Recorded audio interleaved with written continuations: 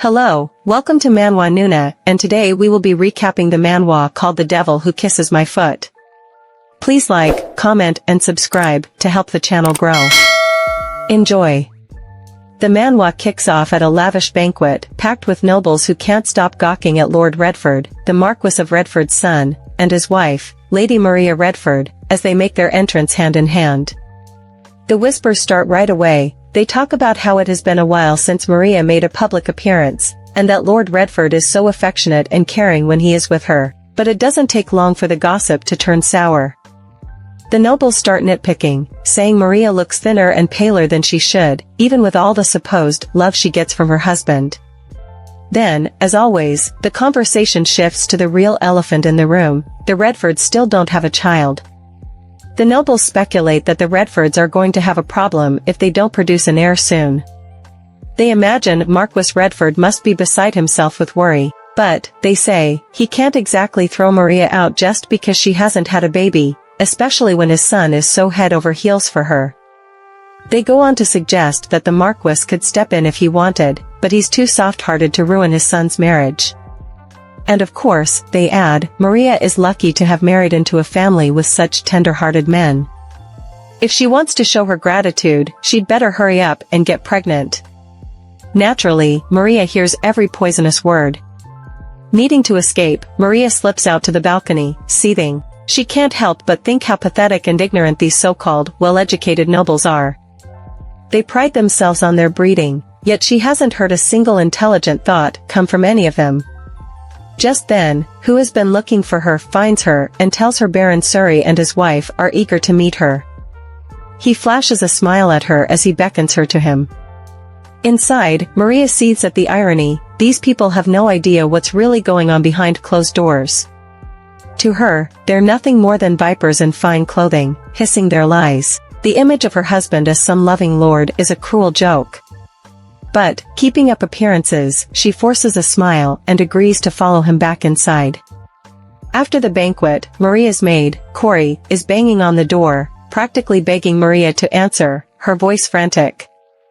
Inside, Maria is hunched over, vomiting everything she ate. When she's finally done, she stares at her reflection in the mirror, then slides down the wall, to the cold, wet floor. Outside, Corey's knocking gets more desperate, pleading with Maria to open up. Finally, Maria swings the door open, snapping at Corey to shut up. Exasperated, she asks if she can't get a single minute alone. Corey apologizes, saying she was just worried.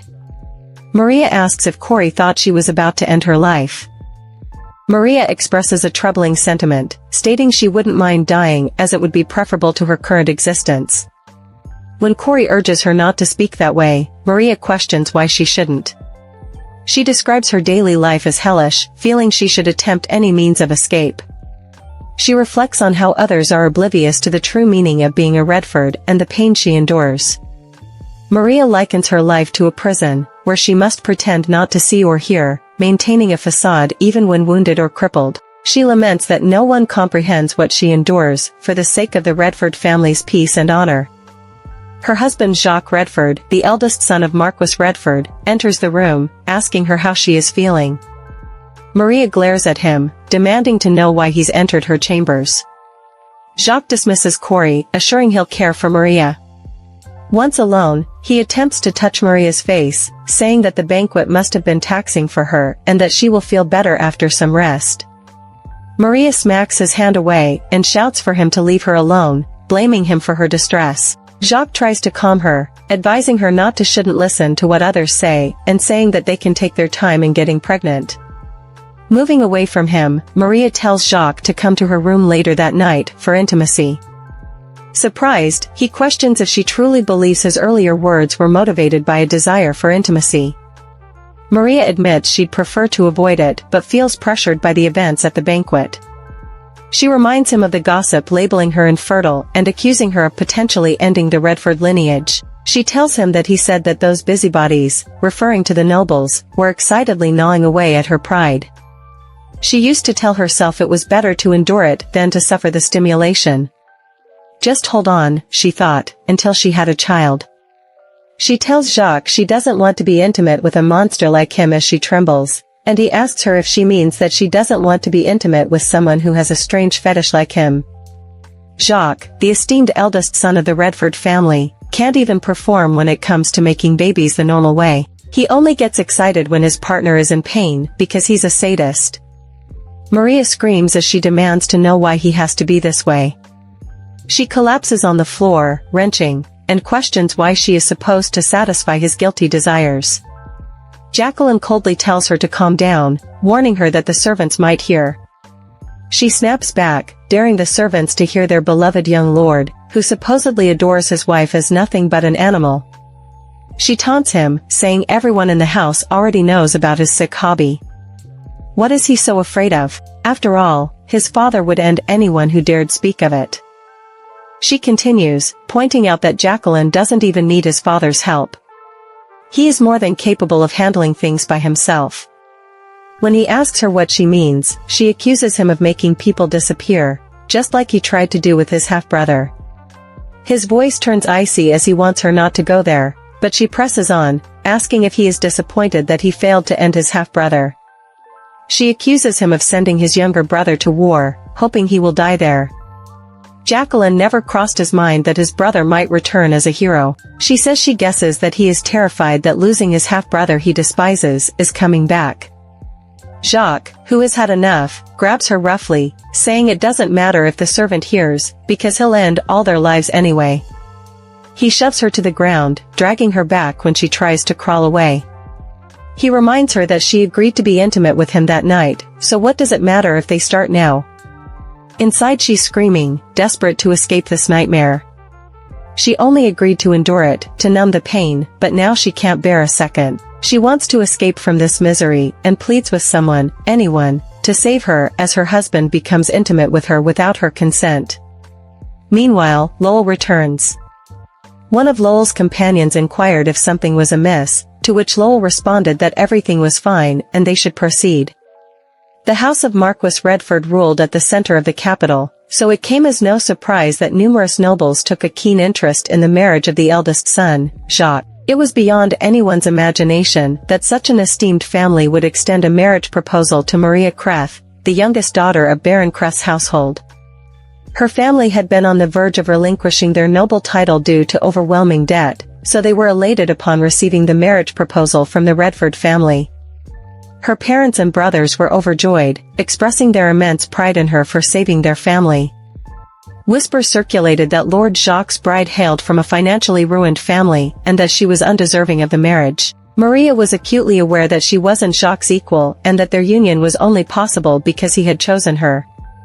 A week following their nuptials, Maria found herself alone most of the time as Jacques frequently left the house, leaving her feeling rather bored. The manor was strict but perfect, the food was excellent and abundant but never too extravagant, the windows and hallways were old but always very clean, the garden was well maintained and pleasant when enjoying a cup of tea, and everyone in the house followed regular schedules, which made her wonder what Jacques Redford, the successor of his family, that values discipline and temperament to such an extent, saw in her. One morning after she woke up, she told herself that she needed to be strong and not disappoint her family. When she left her family, her mother told her that she should be thankful and not cause any trouble, and she should have a good life loved by her husband. She vowed to herself that she could do that and she would do her best with the things she could do. As she was about to exit her room in search of a piece of chocolate, she accidentally collided with a vase. The vase toppled and shattered, causing Maria to panic slightly. She surmised that any vase owned by the Redfords must be of considerable value. She couldn't fathom making such a blunder so soon after her marriage and fretted over how to explain the incident to the Redfords as she gathered the scattered flowers. Maria worried that Jacques Redford would be disappointed in her, and she feared he could kick her out at any moment, given that they had not yet consummated their marriage. She began to weep when Jacques discovered her and inquired if she had cut herself. He suggested that she could have summoned a servant to clean up the mess, as she might have injured herself. Maria apologized profusely for breaking the vase. Jacques gazed at her and assured her not to worry, emphasizing that her well-being was far more important to him than a mere vase. He then gently kissed her hand before calling for someone to come and tidy up the broken pieces. That night as they lay in bed, Maria pondered whether it was acceptable that they had not been intimate during the entire week of their marriage, and if she should initiate something herself. The following morning, she approached Jacques, saying she wished to discuss something with him. When he inquired what it was, she embraced him instead, and he immediately understood her unspoken question. Jacques smiled and reassured her that she needn't worry about such matters, as she was still quite young. Maria countered that she was already 15 years old. He patted her head gently and explained that while she was of legal age according to Imperial law, he preferred to wait until she felt absolutely ready. He suggested they could wait until she reached adulthood to consummate the marriage, to which she agreed. This interaction led Maria to believe that perhaps Jacques cared for her more deeply than she had initially thought. With just 3 years remaining until she reached adulthood, she resolved to enjoy her time until the day they could perfect their love. However, when that day arrived, Maria cried out in pain and was left bruised. Jacques apologized for hurting her, and she insisted it was all right. Although she sensed something was amiss, she convinced herself that this was likely how it was supposed to be, believing Jacques would never intentionally harm her. Yet, he continued to hurt her every time they were intimate. Maria reflected on everything her mother had told her and all the dreams she had once held that now lay shattered. She came to the chilling realization that there was a specific reason why the successor of the Redford family had chosen her. In the present moment, after her husband's departure, Maria lies unclothed and in pain, her body covered in bruises. Suddenly, she experiences a vision of a young boy looking at her. She addresses him as Lowell, questioning if it's truly him and why he has returned so late. She expresses how lonely she has been. As the boy's image begins to fade, Maria reaches out desperately, pleading with him not to leave. She tells him that she's in tremendous pain and begs him to stay. Despite her pleas, the vision of the boy vanishes, leaving Maria alone once more as she continues to implore him not to abandon her. Maria still remembers Lowell as he looked the last time she saw him, as a boy who was only slightly taller than her. Although he had been away for so long that even that image of him has started to fade, the young, innocent boy she spent her teenage years with, that is still the image of Lowell that comes to her mind first. 1 month after her marriage, Maria was asleep when she felt a gentle touch on her face. The tickling sensation made her wonder if it was Jacques. Upon opening her eyes, she was startled to see Lowell staring directly at her. Her shocked exclamation frightened Lowell, causing him to duck down and hide from her. When he cautiously peeked at her again, she thought he was a small boy, and asked him who he was. She noted that his attire didn't resemble that of a servant's child. She briefly considered whether he might be Marquis Redford's rumored illegitimate child with a commoner, though she found it odd that she hadn't seen him at the wedding or at any point since moving into the house. Maria asked if he was Jacques' brother, but received only a silent stare in response. She introduced herself as Maria Kreth, quickly correcting her surname to Redford. She explained that this meant she was married to his brother, asking if he understood. When she inquired about his name and he replied Lowell, Maria admitted to being startled by his unexpected presence, but expressed that it was still pleasant to meet him.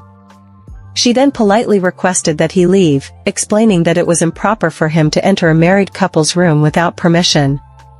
As Maria began to request that Lowell leave, he unexpectedly touched her face and told her that she was really pretty, catching her off guard.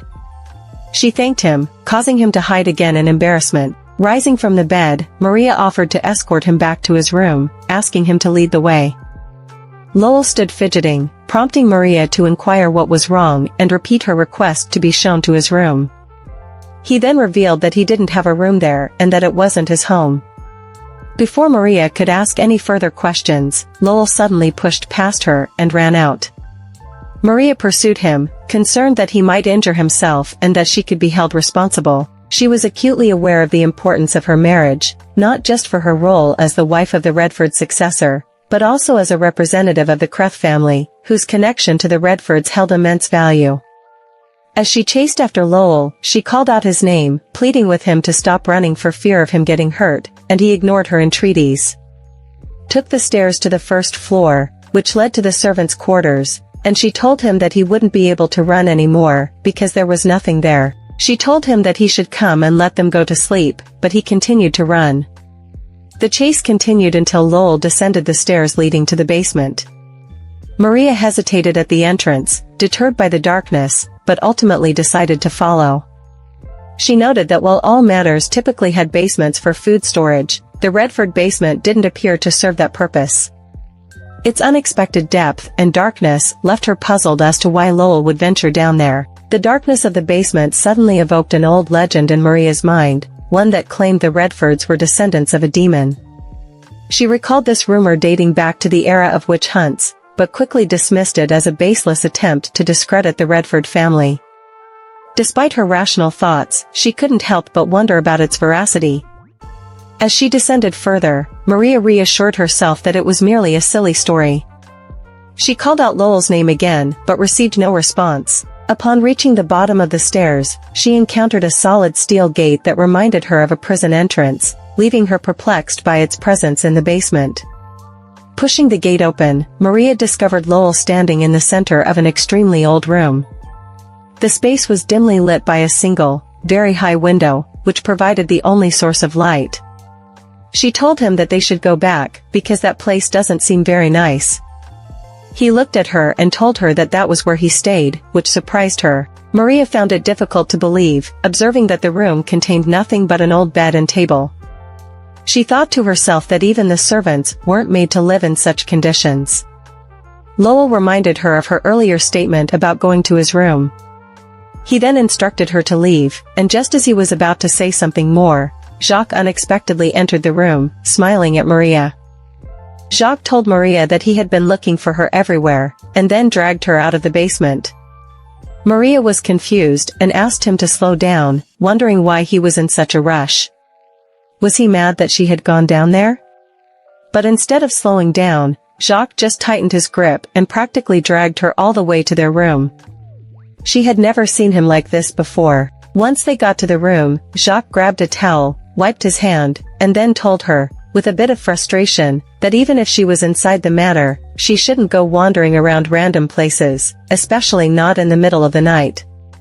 She couldn't see his face clearly, but she knew he was upset. Maria couldn't figure out why he was so angry. After all, she was just following Lowell because she was worried about Jacques' little brother.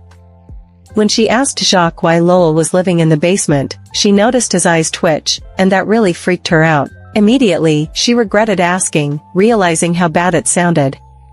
She knew a little boy wouldn't be sleeping in a place like that unless something was really wrong, and she felt like she had just accused Jacques or his father of something. Jacques sat on the bed and explained to Maria that Lowell was being disciplined.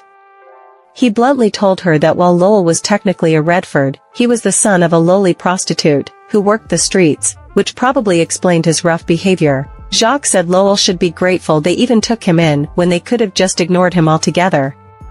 But instead of being grateful, Lowell was hostile and even tried to run away. Every teacher had something bad to say about Lowell because of his rebellious nature. Jacques added that they now had to keep him hidden because he was an embarrassment to the family. He emphasized that they had to be strict with Lowell and hoped Maria understood that this was just how the Redford family had always handled things. Maria then asked if Jacques was disciplined like that as a child. In response, Jacques walked over, took her hand, and simply said, yes. That was when Maria realized she never should have asked about Lowell living in the basement. She also felt her confidence crumble. She wasn't sure she could survive in the Redford family or adapt to their harsh ways. The next day, the whole family, including Marquis Redford and Lowell, gathered for a meal.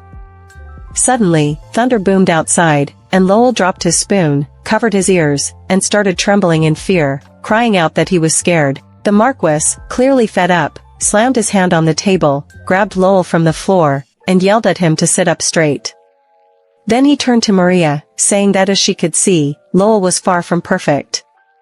He mentioned that he had wanted to introduce Lowell to her after he'd had more training, but since she'd already seen him, there was no point in waiting. He then formally introduced Lowell as his second son and announced that he would be joining them for meals from now on. After breakfast, everyone in House Redford got back to their usual routines. The place was always buzzing with activity. Jacques was wrapped up in his lessons, and the Marquis had his hands full with all his duties as head of the family. Whether it was the chef or the maid, everyone had their tasks and knew exactly what to do.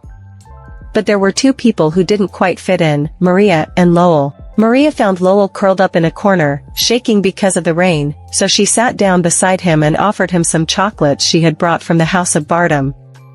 As time passed, Lowell's room was moved to the first floor, though he still got sent to the basement as punishment from time to time.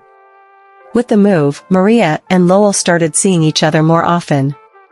One day, she found him by the pond, lost in thought, so she snuck up and scared him. Laughing, she invited him to have tea with her. In a manner where everything felt difficult and unwelcoming, they found a sense of comfort in each other. They were alike in a lot of ways. But what they didn't know was that Jacques' assistant was quietly watching them the whole time.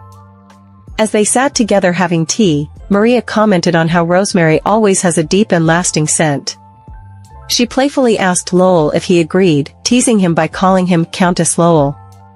He licked his lips and corrected her, saying, "I'm a boy," which made her laugh. Lowell, however, felt out of place. This wasn't really tea time, it was just pretend. He couldn't figure out why she kept hanging around him. He sniffed his tea, but couldn't tell if the rosemary had a strong scent or not. When Maria asked how he liked the aroma, he simply said it wasn't bad, though he wondered why he even said that. Nothing made sense to him, and he didn't want to be there. He despised everyone connected to the Redfords, tutors, maids, all of them. And Maria, as Jacques' wife, shared that cursed last name. Annoyed, Lowell put his foot up on the table.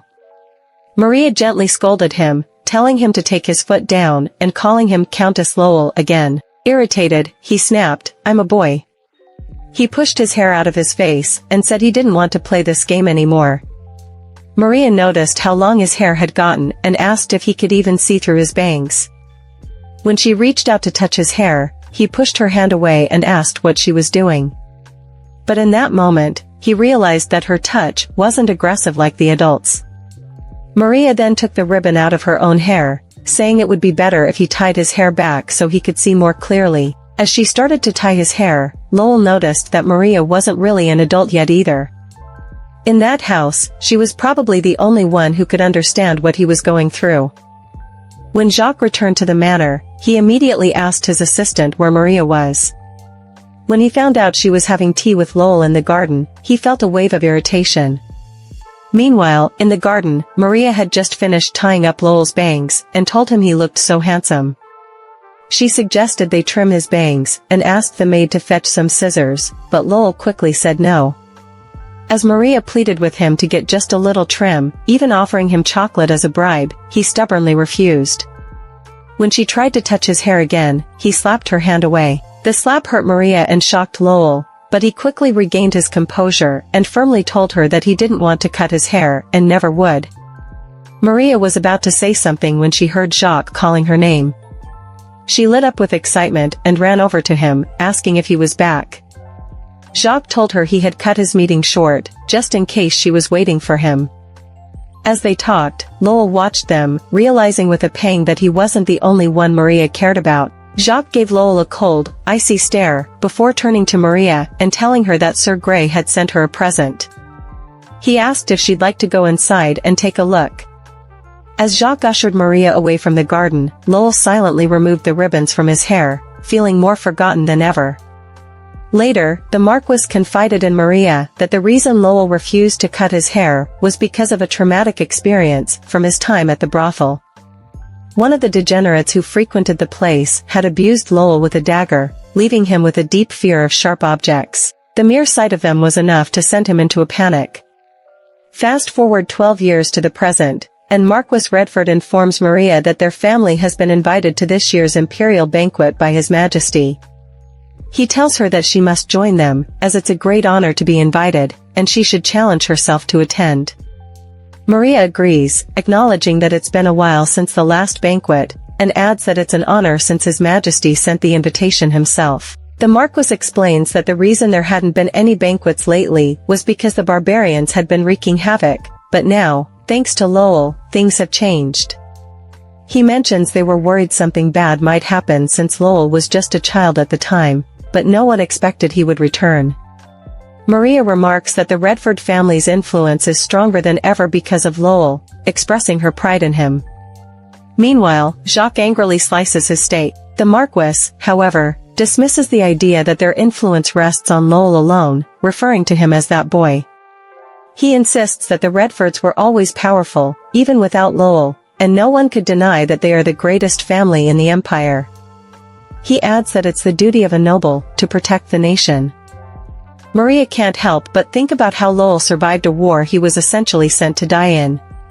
She imagines how difficult it must have been for the boy who once feared even scissors. The Marquis, acknowledging Lowell's undeniable achievements, predicts that His Majesty will reward him with a title and a fiefdom. But Maria quietly wonders if that will ever be enough to make up for the pain Lowell has endured. She suggests that the Marquis prepare a gift for Lowell as his father, and in response, Jacques grips his steak knife even tighter. The Marquis responds by saying that he had indeed planned to find a suitable wife for Lowell, since Lowell is of the age to marry. He said he would look for a lady from an influential family to be his bride. Hearing this, Maria quickly realizes she can't let Jacques interfere with Lowell's marriage. So she offers to take on the task herself, telling the Marquis that since she was the one who taught Lowell everything, it would be an honor for her to find him a wife. The Marquis agrees, praising her for how well she had treated Lowell, and adds that she is the perfect person for the job. He even says that she would make an excellent mother, and she should please do her best to produce an heir. That night, as Corey helps Maria prepare for bed, Jacques suddenly barges into her room. Startled, Maria calmly asks Corey to give them a moment. Once they are alone, Jacques accuses Maria of playing some sort of twisted role-playing game. Maria, unfazed, asks what he was talking about and why he feels the need to burst into her room while she is dressing, just to say that. Jacques ignores her question and asks her if she thinks she is Lowell's nanny, then he asks why she is so eager to meddle in Lowell's affairs. Maria shoots back, asking why she shouldn't be involved since it was something she genuinely wanted to do. Then she asks him why he hates his brother so much. Jacques coldly replies that Lowell, who is of a vulgar background, is no brother of his. He says that it makes him want to vomit when he sees how close she is to Lowell. Then he asks her what Lowell is to her anyway. Maria calmly responds, saying that Lowell is her family and is like a younger brother to her, which makes Jacques chuckle darkly. He moves closer, sliding his leg between hers, and leans in, telling her that Lowell is not her family, and certainly not her brother. He insists that her only family is him, her husband, Jacques Redford, and if she wants to role-play his family, she should start with him. He reminds her that she bears the Redford name because he brought her here from the ruined Creth family, a statement that sends a painful throb through her heart. Jacques gazes at her with a sad expression, claiming that it hurts him to see the sadness in her eyes. Maria pulls her hand away from his grip and sharply retorts that the courtesan he's been seeing is quite beautiful. She coldly adds that perhaps the reason he's never been satisfied with her is that Katrina, the courtesan, does things she cannot. Just as Katrina is special to him, Maria asserts, Lowell is special to her. With a fierce warning in her voice, she tells Jacques not to dare do anything to Lowell when he returns. In the courtesan house, Katrina hums a tune while carefully choosing her most elegant outfit. As she adjusts the dress, another quotation asks her if she isn't going a bit overboard. Katrina smirks and replies that when one entertains a high-profile client, it is important to make an effort. The other quotation, unimpressed, asks if she is talking about the man with the troubling habit. Katrina is about to snap back when Jacques bursts into the room. His presence instantly brightens Katrina's mood, knowing he chooses to visit her daily instead of being with his wife.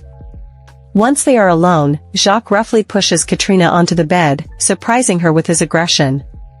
Then she asks if something is wrong, noticing he is more awkward than usual. Jacques, avoiding the question, orders her to comply with his demand. Then he whips her until she bleeds, but she doesn't complain. She thinks that whatever he wants, she will do as he roughly becomes intimate with her. She thinks that a noble woman can't handle a man like him. She also thinks that the second son is an illegitimate child, so she has a way better chance of bearing a child for Jacques than his skinny wife. If she can have his child, and her child gets accepted into House Redford, then she will quit the horrible life of a courtesan. Jacques thinks that he wants to be a good husband to Maria. He wanted to treat her well, because she married him at a young age, but she dared to reject him. As he flogs Katrina, he thinks that it is the duty of a wife to succumb to the desires of her husband, and wonders if that is so difficult for Maria to do.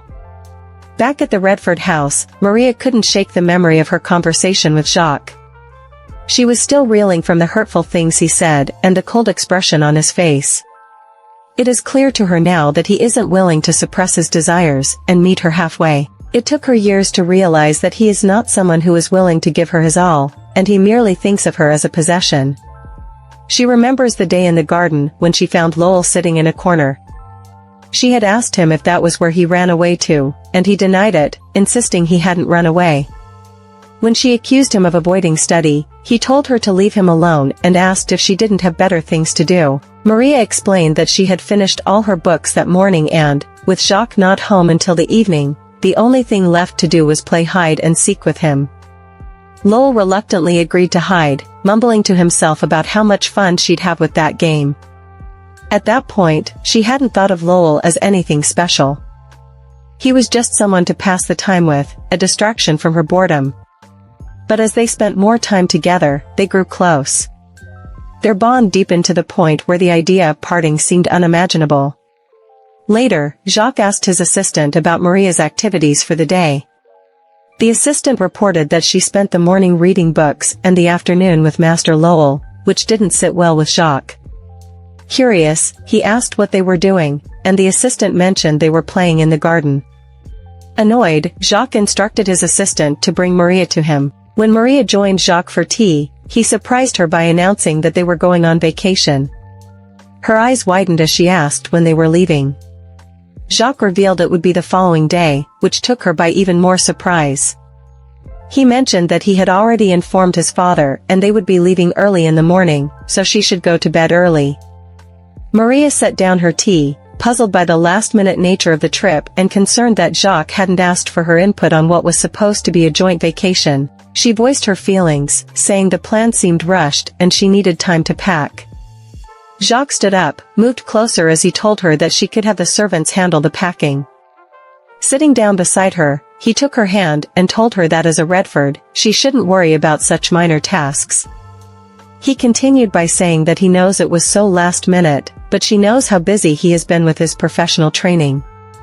He explained that there was an issue with his schedule, which was why he suddenly had 2 free days to himself, and he was going to become busy again soon. He didn't want to waste the opportunity, and he wanted to spend this time with her.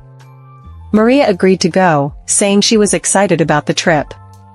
She told herself that she was just being overly anxious and that Jacques was always considerate of her needs. The next day, Jacques took Maria to the beach, and she was thrilled. As they enjoyed the sun and sand, Jacques reminded her not to get too excited yet because he had planned a party for her later that night. After their beach outing, they went to a restaurant where they shared a delicious meal and had a pleasant conversation. They spent the afternoon sightseeing before heading to the party Jacques had organized. At the party, Jacques asked Maria if she liked to dance. She admitted she had learned as a child but hadn't had many chances to dance recently. Jacques took her hand and encouraged her to dance the night away, promising she'd come to love it. He patiently guided her through the steps, even though she already knew them. As they danced, Maria stepped on his foot. He laughed and told her she was a great dancer, making her feel incredibly happy. She couldn't believe how wonderful the evening was, feeling all warm and fuzzy inside. Later, they went on a cruise. Maria stood on the deck, gazing out at the ocean and watching the sunset, savoring the fresh sea air. She thought the day felt like a dream, experiencing an exotic beach, trying new foods, and dancing the night away. This holiday was beyond anything she had ever imagined. Life at the Redford house was comfortable, but it made her feel nervous and on edge as if she was always walking on eggshells. She realized that perhaps this trip was the kind of freedom she had needed all along. As she stood lost in thought, Jacques approached her from behind, draping a blanket over her shoulders as he hugged her from behind. He gently told her that it was going to get cold when the sun sets, and the ocean breeze can be quite chilly. As Jacques hugged Maria, she wondered if he could hear her heart pounding so loudly. She was astonished at how much he had planned for their last-minute trip, realizing she had underestimated his effort and thoughtfulness. She had never imagined such a sense of freedom until this trip, all thanks to Jacques. Jacques told her that he understood how lonely she might feel being away from her family makes her lonely, and that the Redford house is more restrictive than other families, but that is why she can always share her hardships with him, and that is why he is her husband. Looking at him, Maria felt that this holiday, with its affectionate moments and genuine connection, was everything she could have wished for. They shared a tender kiss, and Maria felt that it was the happiest day she could imagine. That is why she completely forgot that she had left without saying anything to Lowell. Back at the Redford house, Lowell searched every room, growing increasingly worried and confused about Maria's whereabouts. When he realized she was missing, he wondered if she had left because of something he did or if she was angry with him. Meanwhile, on the boat, Jacques joined Maria in bed.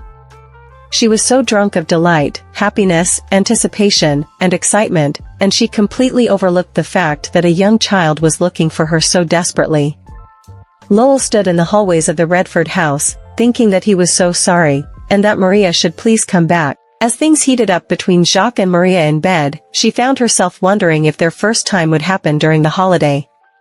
Jacques noticed her tension and attributed it to the long day they had, suggesting that she should lie down and relax, while he helped loosen her muscles. She did, as he said, thinking she just had an embarrassing thought, and he wouldn't do anything with her now because he said he wanted to wait until she became an adult. Jacques began massaging her legs and thighs, making Maria blush and feel oddly flustered. When he kissed her knee, she wondered if massages were supposed to be like this. Later, as Maria fell asleep, Jacques took care of himself in the bathroom, as he thought that being with Maria was still too soon.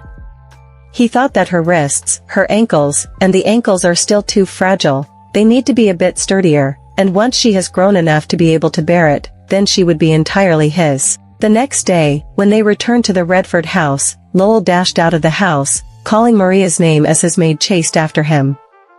Jacques quickly shielded Maria, telling her to go inside and rest. However, Maria gently moved his hand aside, saying that she thinks Lowell wants to say something to her, and she asked Lowell what was wrong. Through tears, Lowell apologized, saying he was sorry and that everything was his fault. He promised to do whatever she wanted, including playing hide and seek and even getting his hair cut, if she would just not leave without saying anything again. Jacques sighed, questioning if this was what they had come back to. Lowell's maid apologized to Jacques, explaining that Master Lowell had missed Lady Redford greatly while they were away. Maria was taken aback, having only seen Lowell's annoyance toward her. Lowell slapped his maid's hand away, insisting that Maria, not anyone else, should cut his hair. He said he wanted her to do it, not anyone else. Just then, Marquis Redford appeared, asking Maria to cut Lowell's hair and expressed his relief that Lowell had finally agreed to stop being stubborn. Maria suggested that perhaps a professional hairdresser would be better suited for the task, and Jacques stepped in front of Maria as he yelled at Lowell to stop being stubborn and told him that he was making Maria uncomfortable. Maria told Jacques that it was fine, and that he was going to try cutting Lowell's hair. That day marked the first time Maria ever saw Lowell cry. Despite being scolded by the Marquis, living in the basement, and facing criticism, Lowell had never cried before, but he was now in tears because Maria had been gone for just one day. As Maria began trimming his hair, she noticed his fear and recalled the Marquis's story about Lowell being abused with a dagger. She had forgotten about it until now. Standing in front of him, she gently suggested starting with his bangs, and assured him that there was nothing to fear, just a trim. As she carefully cut his hair, she frequently asked if he was okay and if it hurt. After their trip, Maria had become something more significant to Lowell. A few days later, Marquis Redford called Maria to his office and surprised her by asking her to teach Lowell. He explained that previous tutors had left, and he didn't want to reveal Lowell's ignorance to others anymore. Maria expressed her doubts, saying she was young, inexperienced, and not qualified to teach. The Marquis insisted she was the only one Lowell listened to and that he wouldn't repeat himself. When she told Jacques that she was going to be tutoring Lowell, he said that she didn't have to do anything. She told him that his father requested that she do it because Lowell only listens to her. He thought about it and said that he guesses there is no other choice. She thought that she was a little too concerned at first, but she didn't think it would be difficult to teach Lowell. She had learned a lot before joining the Redford house and could focus on teaching him basic etiquette while brushing up on her own knowledge. She saw it as a chance to gain respect and decided to dedicate herself to the task. Maria poured her energy into teaching Lowell everything she knew, from basic posture and common knowledge, to imperial etiquette, sophisticated speech, and the arts. She taught him with affection and ambition, considering him a special student. Years later, as Lowell had grown into a teenager, he walked into their study, where Maria was gazing out the window, and asked what she was looking at and whether they would be studying that day. During the victory banquet celebrating Lowell's success, the air was filled with congratulatory remarks for Marquis Redford, who humbly downplays the praise by attributing it to Lowell's own efforts. The banquet to celebrate the war victory lasted 10 days, and this grand banquet was entirely dedicated to Lowell. The people at the banquet talk about Maria attending the banquet. They say that she attended as well, and that all members of the Redford family must attend, considering how important the occasion is. Maria hears all this and thinks that she doesn't understand why they are excited when the banquet is meant for Lowell, and it is disgusting. Her head starts to hurt, and she wonders if it is because of her tight corset. Just then, her parents approach her, telling her that she is as beautiful as ever. Her mother holds her, saying that her husband must still be treating her very well, because there is a glow to her, while Maria wonders how her mother thinks that she is doing well when she has been withering away for the past 10 years. She thinks that she knew from the beginning that she had to endure this suffering alone. One night, after another brutal episode with Jacques, Maria lay in bed, wondering how long she must tolerate this, and she thought that she was going to go insane at that rate. The torment had reached a breaking point, and the following year, she decided to confide in her family. She had told her mother that there was a big problem with her marriage. She took off her nightgown and told her mother that she might be distressed by what she was about to see. While doing that, she had only wanted one thing from her mother. She wanted her mother to show genuine concern and console her. When she took off her nightgown, she showed her mother her bruises. Her mother's reaction was one of shock and fear, her trembling hands betraying her distress at the sight of Maria's injuries. Maria had hoped for her family's anger directed at those who had wronged her, and for their support in embracing her wounds. Instead, her mother told her that some men find pleasure in these things, but it doesn't last forever, and she would realize that it is nothing when it all passes. Then she pleaded with Maria to just bear with it until her brothers make advantageous marriages. She knelt in front of Maria, begging, and she told Maria that she knew how things had been hard for their family, so she should please help her brothers so that they would have a chance to succeed too. Maria thought that even though she had taken the surname of the Redford, she still believed she was a daughter of Creth. Then she thought that it had taken her too long to realize that she was nothing but a sacrifice given to the Redford family. In the present, as Maria's mother praises Marquis Redford and Jacques for their generosity and thoughtfulness, Maria's patience wears thin. Overwhelmed, she excuses herself, claiming a headache, and flees from the room. She recalls when her father told her that she shouldn't be coming to their house every time she gets into a fight with her husband, and that she needs to learn to put up with her husband's quirks. She thinks that there is no one she can trust or rely on. As she hurriedly leaves the banquet hall, she collides with someone but doesn't stop to acknowledge it. Corey, who had witnessed her distress, calls out, concerned about Maria's sudden departure. When Maria gets outside, she falls on the floor, and Corey runs to her, asking her if she is alright.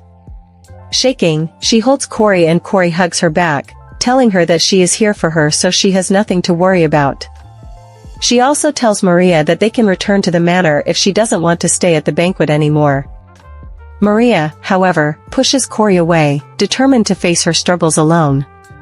She tells Corey that she is fine and wants to be alone. When Corey still insists on helping her, Maria firmly tells her no. Corey starts to plead with her, and Maria smacks her hand away as she yells, asking her if she looks like an idiot who can't do anything by herself, which shocks Corey. Corey apologizes, and says that she couldn't leave her out there in the cold when she is already so frail. Maria knows that Corey is someone who genuinely cares for her, but she can't rely on her. Maria tells Corey that she doesn't care even if she gets sick from the chill and dies, so she shouldn't have to worry about her. Corey calls out to her and tells Corey not to take one more step. Then she threatens to fire Corey. She takes one more step. As Maria walks away, she thinks that the more she tries to trust someone, the more she ends up getting hurt, and she is done with these false hopes. She staggers to a nearby fountain and sits down, contemplating that there are only 4 days left until Lowell's return. The past 10 years had changed her profoundly, just as Lowell must have changed. Gazing at her reflection in the water, she wonders if Lowell would still find her beautiful when he sees her in her current state. Her mind drifts back to a study session years ago, when she had asked Lowell to draw a kettle, but he refused. Then she told him that he should draw what he liked the most, because that would be less boring. She sat by the window reading while Lowell drew, and when he finished, she saw that he drew a portrait of her, which surprised her. She asked him why he would draw her when she told him to draw the thing he liked the most, and he told her that he liked her the most and that she was beautiful. Unable to look at her reflection any longer, Maria puts her hand in the water, thinking that she is no longer beautiful. She had lost her innocence and brightness, and had become a hollow shell of despair. She is aware that her current state pushes people away, and while she is excited to see Lowell, she is also afraid of facing him as a diminished version of herself. Maria sees a figure approaching her in the dim light of the fountain. Trembling and coughing, she squints to see the person more clearly. To her astonishment, the man resembles Lowell. His wine-colored hair, pumpkin-colored eyes, and the gentleness in his gaze were unmistakable. She wonders if she was hallucinating, as Lowell was not supposed to return for another 4 days. The man, who she thinks looks just like Lowell, drapes his jacket over her. Later, when Corey finds Maria resting on Lowell's shoulder, he puts his hand on his mouth so she won't wake Maria up. After losing consciousness in the garden, Maria is bedridden for a few days. When she wakes up, she asks Corey how long she has been asleep for, and then starts coughing out blood. She thinks that she had a very long dream while she was asleep, and she thinks she met Lowell in it. Then she thinks that she hopes Lowell is like the kind man she saw last night, unlike her, who has become pathetic and cold. The next day, Maria walks through the garden, thinking that she knew that night wasn't a dream, as she recalls a man putting his coat around her, and wonders who he is. Because of the thoughts of the unknown man, the scents of the roses which Maria finds repulsive smelled sweet at that moment. She shakes off her thoughts about the mysterious man and focuses on the current situation. She wonders why Marquis Redford wanted to meet with her privately and if something significant was happening. The Marquis announces that they have arrived as he opens a door to a building and tells her that there is something he wishes to show her. As she follows him, she thinks that this is the Redford family storage facility, and she never knew such a place existed inside the garden. She has lived there for 10 years, yet she never knew of the storage. As she wonders why the Marquis brought her there all of a sudden, he tells her that Lowell is returning that day and that he is a special child to him. Maria thinks to herself that Lowell's special status is due to his recent triumph as a war hero. Stopping in front of a portrait of a beautiful red-haired woman, the Marquis says that Lowell resembles his cousin more than he resembles him. Maria recognizes the woman as Rosario Redford, the daughter of the previous Marquis. She notes that Lowell indeed resembles Rosario, and he inherited more of the Redford blood than it seems, as the Redfords all have red hair, a trait not shared by the Marquis or Jacques. The Marquis says that Rosario always used to say that she would never get married because she didn't want a husband, and he loved that sense of freedom she had. Maria says that she sure misses her a lot and she would have loved to have met Rosario. It has been 20 years since Rosario went missing, so she is probably not alive anymore. For a moment the Marquis had a strange expression on his face, and he says that surprisingly enough Lowell said the same thing his cousin said, and that Lowell told him not to insist on his marriage. He continues by saying that when Lowell said that it reminded him of Rosario, and they really do resemble each other. Then he holds Maria's shoulder and tells her that he knows Lowell is as stubborn as a mule, but she should please convince him to come to terms with the idea of marriage. Later, during their carriage ride to the Imperial Palace, Maria contemplates on the new responsibilities she has been given, tasked not only with finding Lowell a bride but also with overseeing his marriage. She thinks that it is quite a lot of pressure, but she doesn't mind because there is something else she can focus on besides getting pregnant now. A smile creeps onto her face, which did not go unnoticed by Jacques. Jacques, visibly irritated, asks Maria about her sudden cheerfulness. She tells him not to pick a fight with her, and he responds by saying he is not picking a fight. He is just surprised that she looks happy while putting his finger under her chin. He says that he hasn't seen her smile in ages, and if it is because that B word is coming back and the one who is so special to her. Maria thinks that Jacques has always been this way, and he really despises Lowell. She yanks her hand away from him and she yells at him saying he shouldn't be pathetic, and he tells her that that is no way to speak to a husband. She thinks that Lowell is just an illegitimate child who is younger than Jacques, so she doesn't understand where his animosity is coming from. She pulls her scarf around her neck, telling Jacques that the fact that her husband is inferior to an illegitimate child is humiliating, and she is ashamed of him, which makes Jacques angry. Just then, the footman opens the carriage door and announces that they have arrived at the Imperial Palace. Maria arranges her hair and she tells Jacques that she doesn't want to walk with him, so he should follow her later, and then steps down from the carriage while Jacques quivers in anger. As the event begins, Maria asks the Marquis about Lowell's whereabouts. Marquis Redford informs her that Lowell is likely to make his entrance with the royal knights. Just then, the emperor shouts, "My knights will have defeated the barbarians, enter," and all the knights, including Lowell, walk in. They all bow before the emperor. When the emperor calls Lowell's name, Maria is struck by the realization that Lowell is indeed the man she saw in the garden. While everyone whispers about how handsome Lowell is, the emperor tells Lowell that they have been freed from threats of the barbarians thanks to him and that they are truly grateful. Then he tells Lowell that because he protected the citizens of this nation from the tyranny of the barbarians, he gladly rewards him with the title and the fiefdom of the Count of Hermain. Maria is astonished, unable to believe that the man she saw was once a neglected child and is now a distinguished hero. Following the ceremony, Lowell approaches Marquis Redford and Maria. The Marquis extends his hand to Lowell, congratulating him on his return. Lowell, smiling, expresses his gratitude for the Marquis's support. Then the Marquis pushes Maria forward and asks Lowell if he would like to say something to her too. She looks at him thinking that she is sure he is the one she saw in the garden that night. She wonders what Lowell was doing there when she heard that the knights arrived that day. She tells Lowell that she is glad that he is back, and he smiles at her and says that he is glad to see her again. He reaches out to hug her, but Jacques yells his name and blocks him. Then he grips Lowell's hand. If you like the story, please like, and leave a comment for part 2. Thanks for watching, bye.